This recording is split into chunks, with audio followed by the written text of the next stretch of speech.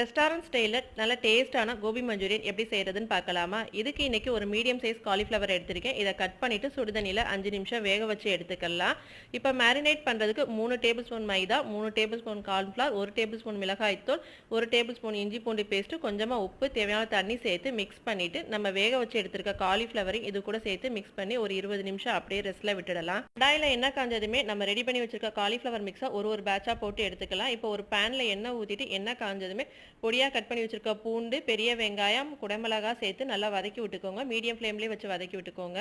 இது கூடவே 1 table spoon soya sauce, 1 table spoon chilli sauce, 2 table spoon tomato ketchup, 3/4 spoon அளவுக்கு chilli sauce சேர்த்துட்டு கூடவே 1 ஸ்பூன் அளவுக்கு கார்ன்ஃப்ளவர் மாவோட 2 டேபிள் ஸ்பூன் தண்ணி சேர்த்து மிக்ஸ் பண்ணி அதையுமே ஊற்றிட்டு கொஞ்சமாக தண்ணி சேர்த்து நல்லா மிக்ஸ் பண்ணி விட்டுக்கலாம். இப்போ ஃப்ரை பண்ணி வச்சிருக்க காலிஃப்ளவர் இது கூட சேர்த்து மிக்ஸ் பண்ணிட்டு ஃபைனலாக கொத்தமல்லி தழை தூவி இறக்குனீங்கன்னா ரெஸ்டாரண்ட் ஸ்டைலில் சூப்பரான கோபி மஞ்சூரியன் ரெடி. இது எல்லாத்தோடய சைட் டிஷ்ஷாக சாப்பிட சூப்பராக